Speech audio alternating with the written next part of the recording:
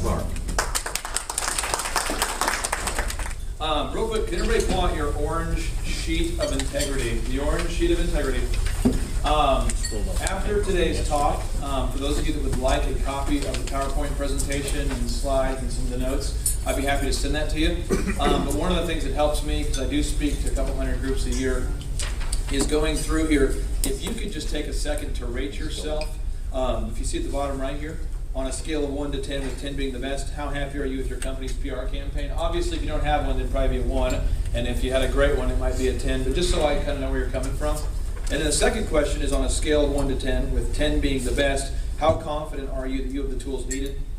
Some people here might go, hey, I know everything that you're talking about, so I don't need any of that stuff. Thank you very much. Third question is on a scale of 1 to 10, with 10 being the best, how much do you know about PR before today's presentation?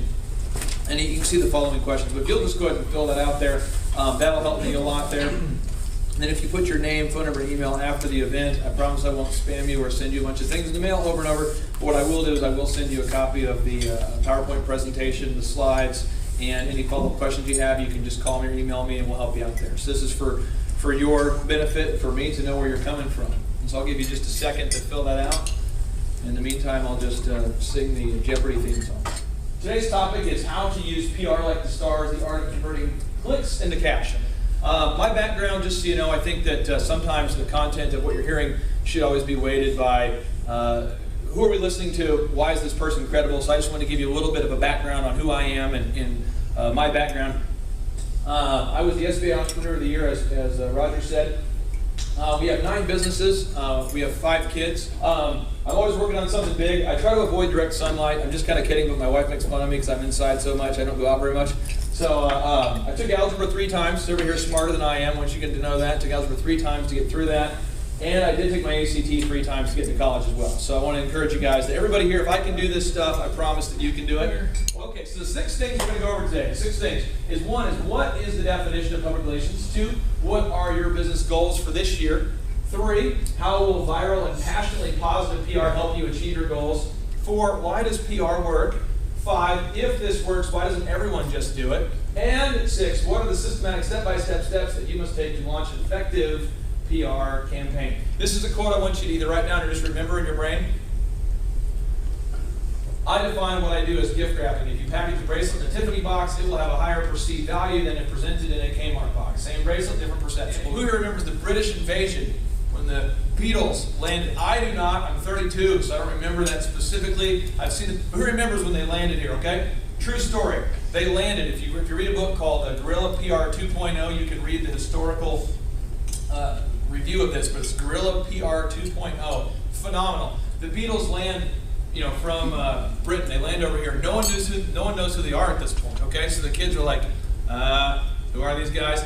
So then their publicist says, let's try that again. He goes to a local high school, gives them signs, pays the kids $5, $10 at the time, like $1 each, 50 cents each. Says, hold these signs and scream their names. Like, who are these people? It doesn't matter. Scream and we'll film you.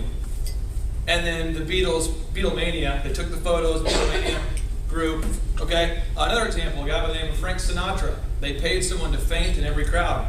And then a guy by the name of Michael Jackson thought that was a good idea and paid 3 or 4 people in every crowd. And so it perpetuated that. So it's, yes sir? You don't work for Obama, do you? No.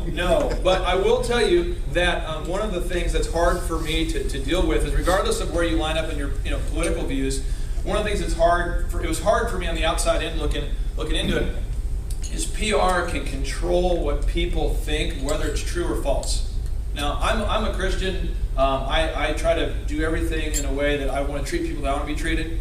And I think a lot of us, regardless of our religious beliefs, want to do that. We want to treat people the way we want to be treated. But this is like the Force, like Star Wars, where you have and you can use the Force for the good team, for the good side, or the dark side. But it works either way. And they estimate somewhere between 70 and 85% of all news is a result of a press release, PR.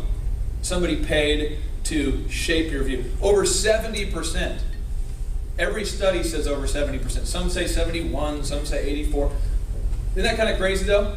Think about watching the news tonight and how that affects your worldview. Now right now as a culture, what's the bias that the whole culture has, that every time you turn on the news, when it comes to the environment, what's the thing we're all being told to do? We all need to go green. Green. Aha. So is that a trend, or is that going to be a long term? Like, is that going to last?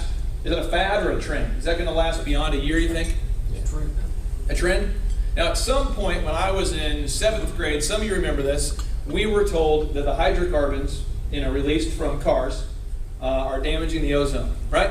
And so what we say is, as a country, somehow, from my age 12 till now, we've gone from, we should probably go green, to now it's irrefutable. If you don't go green, there's something wrong with you, okay? Now, regardless of whether we agree with this or not, this is a trend, right? Now, what if you were the expert in your community, right, about this infringement on rights and security, and you know everything about security because you're the guru?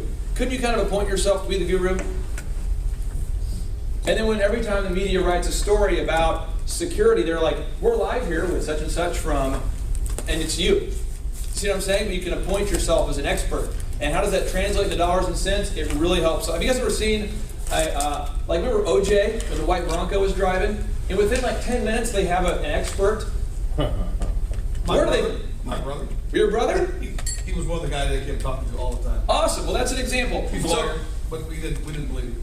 Well, you know what I'm saying? So how do you find these experts? They find these experts because people in a room just like this decide they're going to start promoting themselves as experts and making those connections so that when things happen, you'll get the call. And I promise you it will dramatically impact your sales. So I'm saying, what if we gift wrapped our ID business, our security business, in a way that gift wrapped us like the Tiffany's box? Does that make sense? Where people now don't care about the price, they care about the value. Even though it's the same bracelet in the box. Does that make sense to everybody? This is my definition. The art of systematically creating the closer.